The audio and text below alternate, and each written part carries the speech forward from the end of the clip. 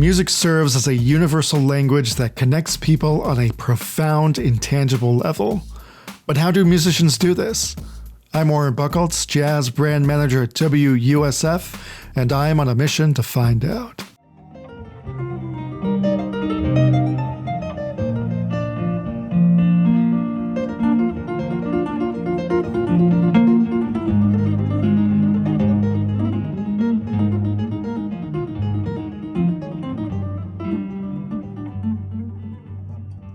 Meet Stanley Jordan.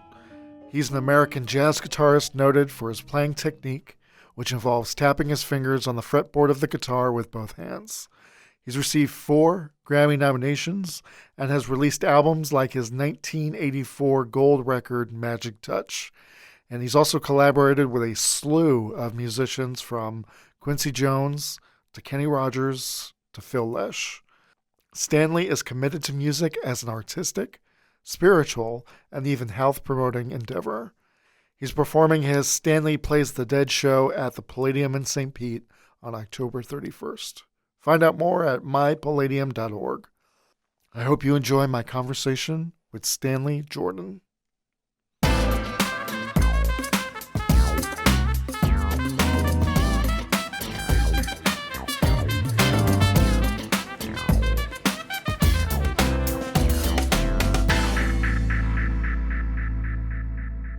Hi, Stanley. I'm really happy you were able to take some time to talk with us about your concert here on the 31st. Yes, happy to talk to you. I always like to start with who inspired you to want to get into the life of music? I've always been into music as far as I can remember.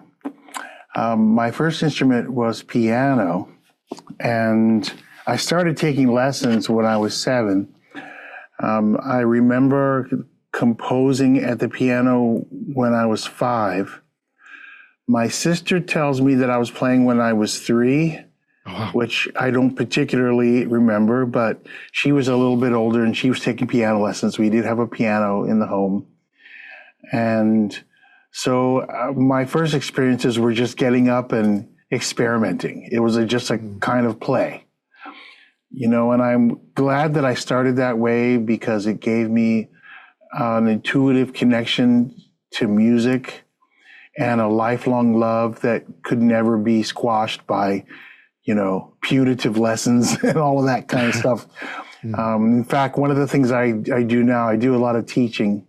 And one of the things I enjoy doing is working with people who are trying to get back into music. And in a lot of cases, they had bad experiences because of how it was taught. So I'm fortunate I was able to avoid that from the beginning. Very cool. Could you talk more about your teaching role and how you're doing that? Yeah, so I've enjoyed teaching for a long time, and I would teach from time to time, even in my teen years, giving guitar lessons. But something clicked in the 90s. And it was around the same time that I was getting really deep into music therapy. And at the request of a good friend, I taught full time at the elementary school of my friend's kids for like 2 weeks. And I just absolutely loved it. And the thing that was really like an epiphany for me is that I saw a connection between the things I was learning in the music therapy world and the things that the students were presenting on the music education side. And I realized that what I was offering them was more than just cultivating a craft, but I was helping them to get into, I was helping them through a door for life lessons. It was beyond just music. There's wisdom that artists have, and a lot of this was stuff I had just taken for granted. But I realized that there's an almost unique kind of artist wisdom that relates to life in general that I was imparting to these kids. And because I saw a connection between what they were struggling with as a person and what I was needing to teach them in music. And that's it. I was hooked. You, speaking of music therapy, you do have a great quote, and I think it's true throughout life and altogether. It's music heals. And you did have a story of how you were sick and you decided to go perform with a friend. And through that process of those hours playing, you felt better. Yeah, it wasn't really a performance per se. We just got together and we were just playing music, and I think we must have played for like 6 hours or something. It was the longest I had ever sat down and played music with someone. And by the end of the time, I felt so much better. I was really coming down with some kind of cold or flu. And I knew that the music experience had sort of processed it through my system, and I was well on my way to being healed. I didn't know anything yet about music therapy. I think I was maybe like about 16 at the time. But then later, when I was introduced to the field of music therapy, it made perfect sense because I already had that experience, and some others too. I read somewhere that there was a survey that was done within a music community. A lot of musicians who were connected with a particular music store that was also promoting music therapy. So they did a survey, and they said, what do you think? Do you think music has healing powers? And about half of the respondents were like, yes, I really think that. I'm so glad you asked me that. And then the other half were like, well, yeah, of course. That's yeah, I feel that. Can you kind of walk me through music therapy and how it relates to kind of what you're doing? Oh, yeah, absolutely. So music has been used as a healing modality for thousands of years. What we're calling music therapy, the sort of modern incarnation of it, basically started around the early 50s, and it was mostly a psychological approach to music therapy, and a lot of the patients were war veterans, and so they were coping with things like PTSD and depression and so forth, and also a lot of them had physical injuries that they'd sustained. So the physical things kind of worked its way in as well. And it was very science-based. So there was a big emphasis on doing studies, having reproducible results.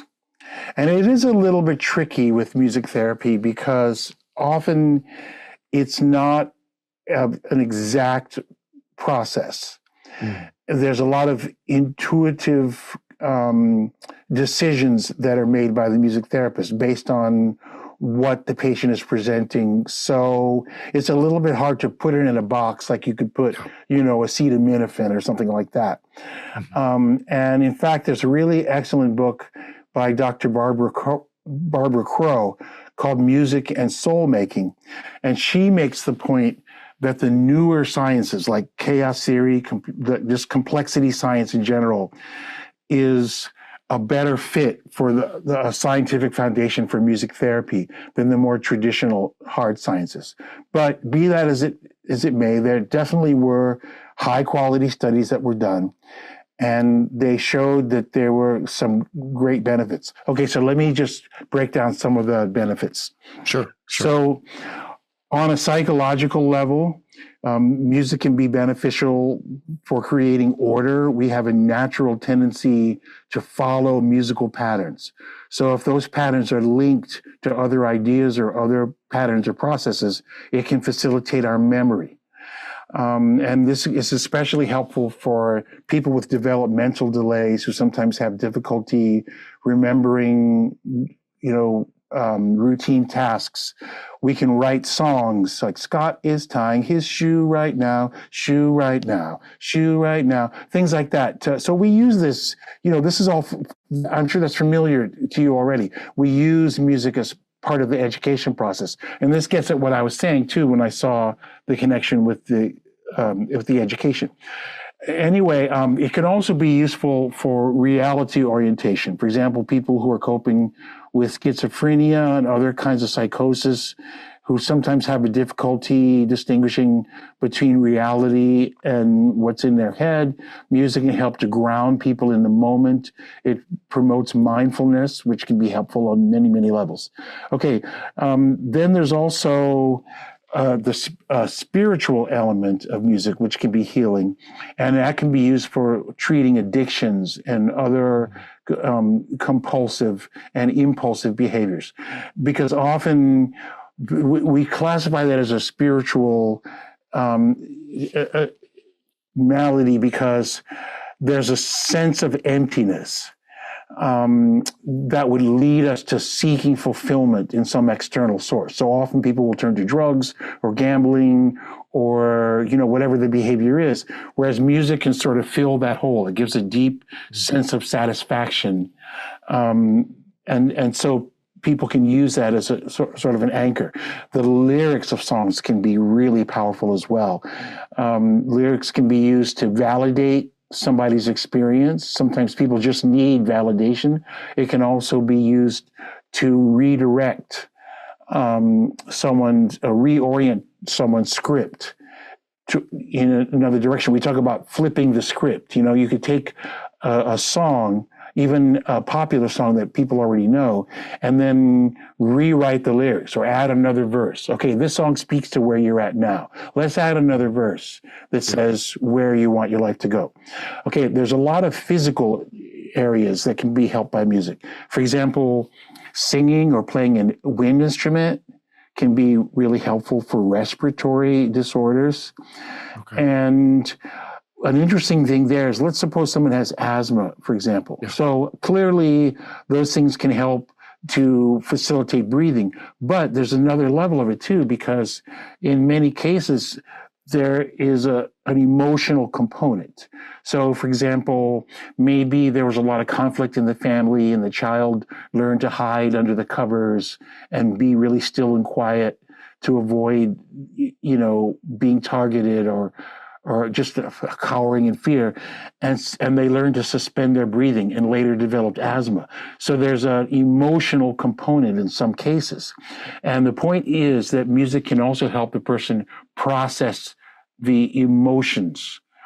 And just in general, too, people can use music to process all kinds of emotions.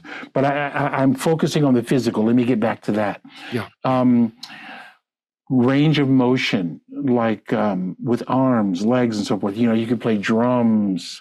So a music therapist might help someone who's, let's say, recovering from an accident and they're recovering range of motion, let's say, in their arm. And so they could sit at a drum kit and just have fun, enjoy themselves playing drums. And the music therapist is holding a drum and saying, okay, whatever you do, you need to make sure you include this drum in whatever beat you're playing. So while they're playing, the music therapist is moving the drum to different places. So they have to hit it over here. They have to hit it over there. And if the therapist really knows what they're doing, they're aware of which muscles and which muscle groups the person is engaging. So it also contacts with other therapies, including physical therapy. Music therapy really connects really well. Yeah. And it is a good adjunct to lots of other therapies. Okay, let's get back to the emotional side of things. Very often there's a social element of that as well. So, for example, a lot of kids who are antisocial, maybe they have a lot of anger, they feel misunderstood, the world isn't giving them what they need, and they know deep down that they're being given a raw deal, so they're sort of angry at the world and they may not be opening up to adults. So music can be used just to build trust, even just sharing music, listening and playing music, But what about making music? Like I know a lot of examples of kids who got together in drum and percussion ensembles. And it really helped them process some of their anger, because with the drums, you can hit that instrument, you can channel that aggression, and it doesn't hurt the instrument. And it facilitates social cohesion, because the more they cooperate musically, the more fun they have. And that often carries over, and they learn to cooperate with people in other areas of life. So I've touched on some of the spiritual, mental, physical, and emotional elements. I mean, I could go on, but hopefully you get the idea that it's very integral.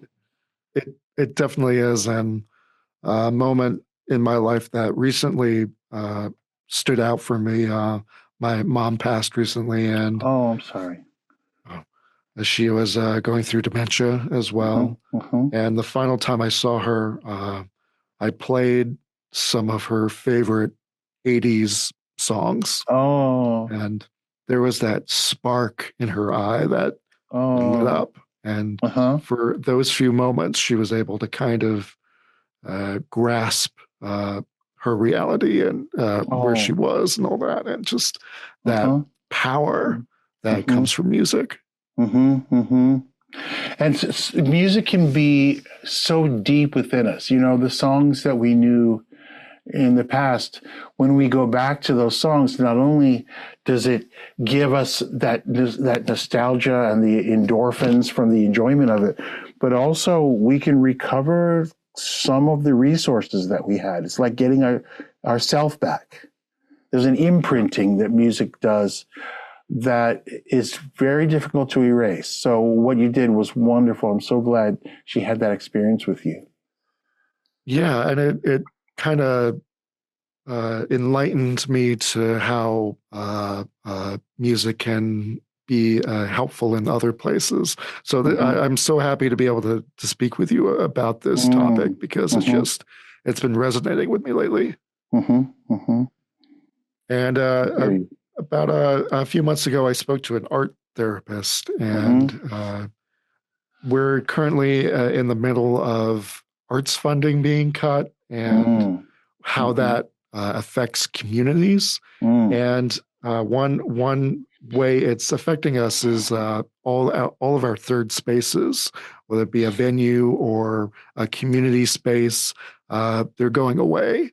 And so how does that affect a community's mental health when they don't have these third spaces to be able to share ideas, thoughts, music, art with each other?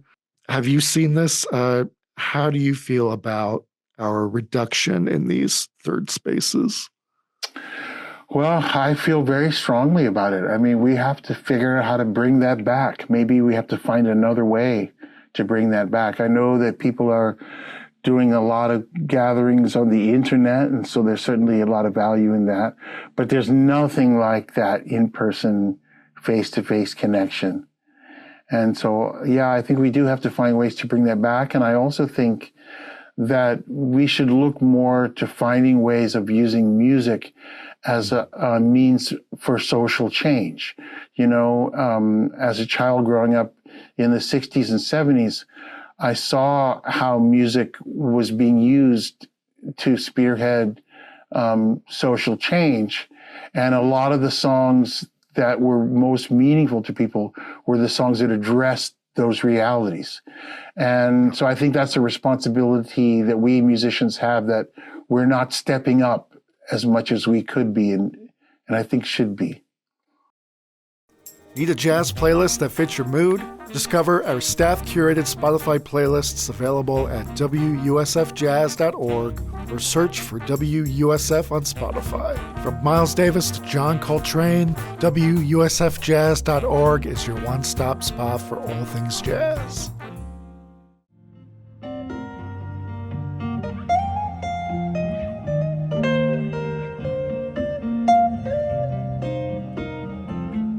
You've collaborated with so many musicians throughout your life. Just going to name off a handful here: Quincy Jones, Stanley Clarke, Kenny Rogers, Phil Lesh. The list goes on and on.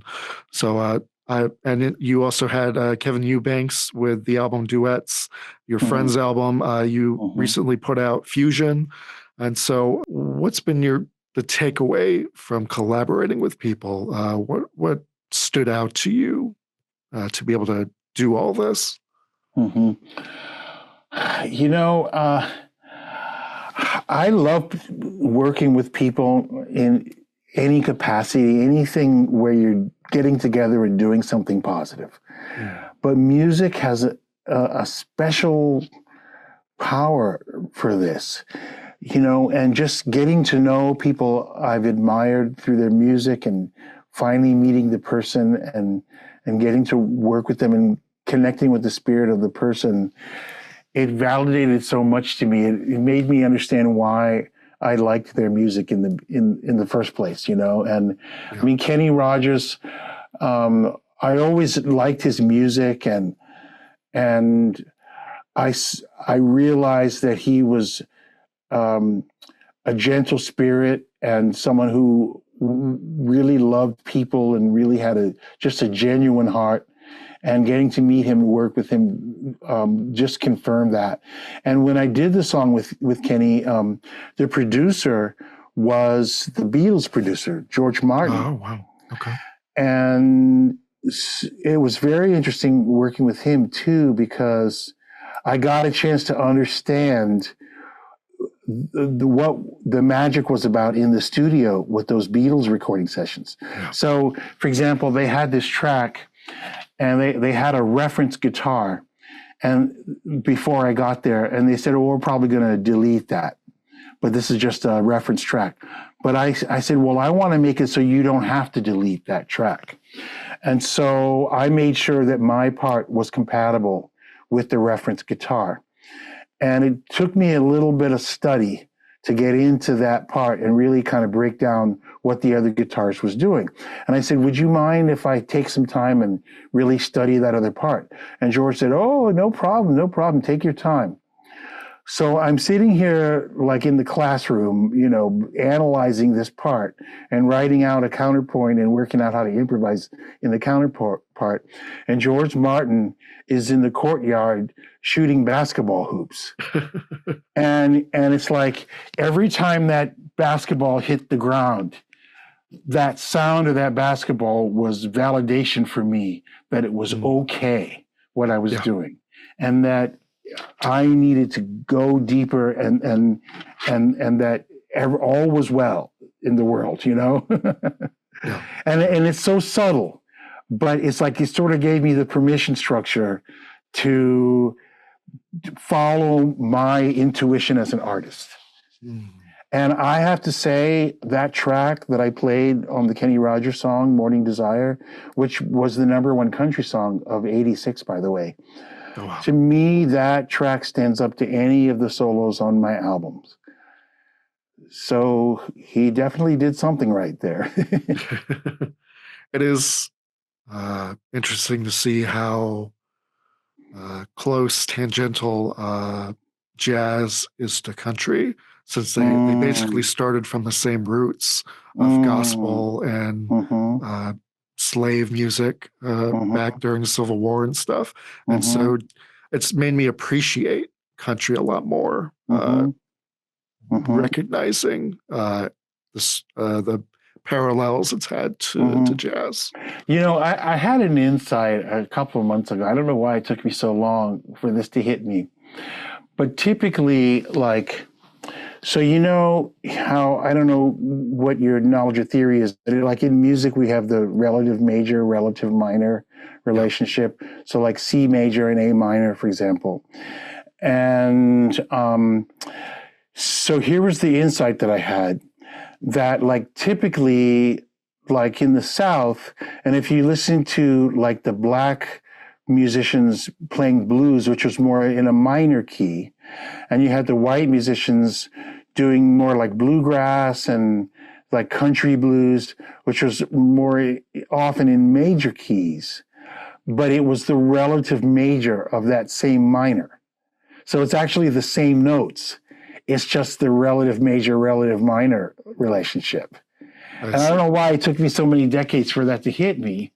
Yeah. But now, because I'm doing this thing right now, because I'm doing a lot of stuff with my Hendrix tribute, and a lot of stuff with the Grateful Dead has a kind of a connection to the country world, and so I'm really kind of going back and revisiting my blues, and I'm realizing that every blues scale is actually two blues scales. There's the major one and the minor one. Oh, wow. I learned something today. That does bring us, you have been playing two different projects. The first one is Stanley Plays Jimmy. Can you talk more about that project? Yeah, so Jimi Hendrix was the first guitarist I emulated as a child. In fact, when I got the news that Jimmy had passed away, that's when I made up my mind that I was going to learn how to play guitar. So my whole trajectory as a guitar player really owes a lot to Jimmy. And a lot of what I've done has been kind of piggybacking on his shoulders, because I took a lot of the inspiration that I got from Jimmy and I kind of like extrapolated on it. Like, okay, where could you go with that? For example, there was times when I saw him play guitar with just one hand while he had his other guitar up in the air, his other hand up in the air. And I thought, wow, that's cool that you could do that. I wonder how far you could take that. I wonder if you could play, one part with your left hand and another part with your right hand, Well, I got that idea from looking at Jimmy, Oh, wow. And so this concept of what I'm doing now, the Stanley Plays Jimmy, it really is about my fantasy of what would Jimmy be doing if he were still playing today. And I love it. And it's just so, I think that should be a genre, because nobody knows what he would be doing. But you could have your own ideas about it, and you could bring your own sensibility into it. And that's kind of what I've done with this. But then there's another layer of it too, and that is I approach it as an actor as well as a musician. And so I really try to embody the spirit and the character of Jimi Hendrix on stage. So I try to do everything I can to convince you that that's Jimmy on stage, and you are having the experience of seeing Jimmy playing today. And, one of my favorite things about that show is having people come to the meetup backstage and say that they saw Jimi Hendrix. I didn't see him perform, but the stories that people tell, and, just sort of getting some of that mojo, and they say, I get what you're doing and I really appreciate it. And thank you for trying to, keep not just the music, but the spirit of Jimmy alive, It's not just music, it's performance art. Yes. Yeah, yes. So there's definitely a theatrical side to that. And the Grateful Dead project, yes, which is a little more recent, grew out of just, for many years, I've had friends tell me, you should play with the Grateful Dead, and I always thought, yeah, that would be fun. But, it just seemed like this unattainable thing, although I grew up in the Bay Area. And so when the Dead were doing events and things, I would often hear about it. I had a friend who said, man, I went to see the Grateful Dead. They played in Golden Gate Park. Man, it was amazing. Jerry Garcia, you got to check Jerry out. He's so versatile. He does all this stuff, I've never seen anybody mention this, but I think that Jerry had a big influence from Les Paul, that sort of clean, melodic, sort of lilting sound. But anyway, so the Dead, Jerry and the Dead were always kind of in the background for me, and they touched on jazz and a lot of their stuff like Dark Star and a lot of that sort of more modal jazz kind of stuff that they would do, and the long improvisations was definitely connected to the pure jazz I was playing. And so I think it was just a matter of time. Well, as it happened, I ended up meeting Phil Lesh and sitting in with Phil because he played for his son Brian's graduation. They had a party at Princeton when his son graduated. And I happened to be there because I was there at reunions, and it was so crazy because the place where they played was the house that I used to live in. It was like the backyard, and their dressing room was my old room. And anyway, so I ended up sitting in with Phil, and it was so much fun. And then I ended up getting asked to do a lot of the Phil Lesh and Friends shows. So that was just, I've got so many treasured memories, and just connecting with Phil, another great human being and wonderful musician. So sort of a lot of inspiration rubbed off on me from there. Yeah.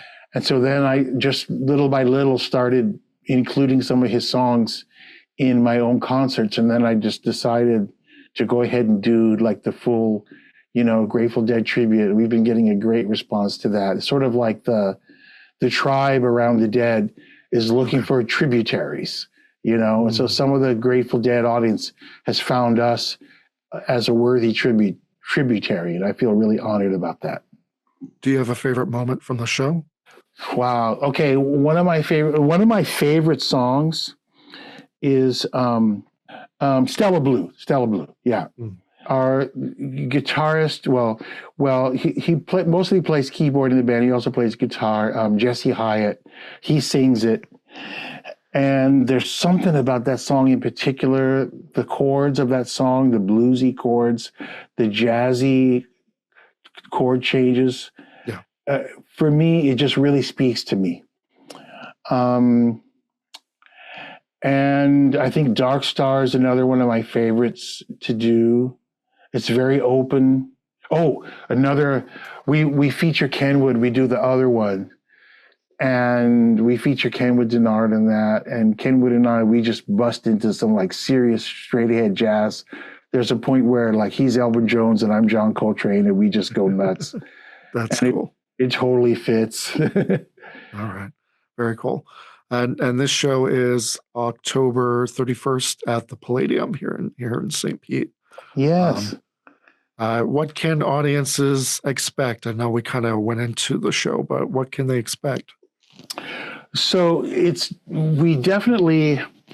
know that there's a lot of Grateful Dead tribute bands out there, and I love the diversity of how they approach the music. Yeah. We're not one of these bands that totally reimagines the music. What we do is we take the music and we build on it and expand on it. So our arrangements, the basic feel of our arrangements are very traditional to how the Grateful Dead played the songs, but then the places that we go with it when we improvise and when we expand on it, I think we're bringing something new to it. And it's so awesome that the audiences love going on those journeys with us. Yeah. How do you pick the songs for the sets? What's that process look like? Well, the members of the band suggest the songs that they want to pick, and it's such a huge songbook, When I played with Phil, there was a Dropbox with charts, and it has a couple of hundred songs in it. And a lot of the songs have different versions. Like some of them is just the lyrics. Other versions, have lyrics and chords, different. And so it's just this huge treasury of stuff. And this was the actual charts that we used when I was playing with Phil Lesh and Friends. And man, I mean, I don't even know what percentage of the songs we've actually done so far, but it's embarrassingly low, I can tell you, because it's such a huge songbook. And I think what people are discovering is that it's a really important part of the Great American Songbook. It's a take on America and Americana that has kind of fallen through the cracks for a lot of people, but now they're starting to discover it. And so if anything, it's only growing. So that's exciting. Very cool. And in this show, you're bringing back the tandem guitars, I hear. Can you talk about that? Yeah, for all my U.S. shows through March, I'm bringing this back after 30 years. it's been a long time, but that's what I used to do for most of my shows, is playing two guitars at the same time. And it became just so impractical. I just didn't want to deal with all the equipment and the hassle and the complexity and stuff going wrong. Well, now that technology is advanced, it's a lot easier to make that work with less equipment. It's still a lot. Don't get me wrong. It's a lot. I'm kind of reminded of this band. There was a band that came over from Japan and they did a 10-month tour, and it was their moment, and they had their shtick was that they played upside down, hanging upside down the whole time, And at the end of the tour, somebody said, "So would you come back and do a comeback tour?" And they're like, "No." Anyway, but it's not, what I'm doing isn't a shtick. It's not a gimmick. It's definitely a way of expanding the vocabulary. And the combination of the two guitars and the fact that I can put different sounds on different guitars. I could put clean on one, distortion on the other, or I could have two different wah-wahs working against each other in a sort of the undulating waves. It's just wonderful, the musical opportunities that it's giving me as a guitarist. And so I'll sit there and go through all the hassle of setting it up. And I'm asking myself, I can't believe I committed to this. And then the curtain goes up and it's time for the concert to begin. And I just feel like I'm just in heaven. And I just wonder, why did I stop for 30 years? This is what I do. The double guitar thing, that's where the touch technique really comes to life. Do you wish you had 4 hands, 6 hands, 8 hands? I don't know. I mean, in terms of my brain, I'd have to have a different brain, I think. So I think it's okay with what I got. Yeah. There's a certain point where it's like, okay, it's good to just collaborate with other people, Definitely. Those are my other hands. And your tap technique with the double tandem guitars, it's like you're playing piano, but with the guitar. It blows me away. It's wow. Oh, thanks. Well, I've been doing it for a long time, and after all these years, it still blows me away, the possibilities. It really opens up so many doors. And the way that I have the two guitars, so one of my guitars is set up for doing the touch technique and for regular picking and strumming. The other one is set up more purely for the touch technique. And so that also gives me more variety, just having the two different setups. And your setup, the one is on a tripod mount stand? Yeah. And you're holding the other? That's right. Okay. I saw your cover of Stairway to Heaven with the two guitars, and that was awesome to watch, because it's one thing to listen to it, but then to see you perform it, that adds another level of awesome to it. Yeah, thanks. And I think that was in the late 80s. So I did it for maybe a few years after that, and then I just focused on one guitar. So now I'm back to tandems. Loving it. Very cool. Well, I'm excited to see your show on the 31st, and I really thank you for taking some time to speak with us today. Thanks, Warren.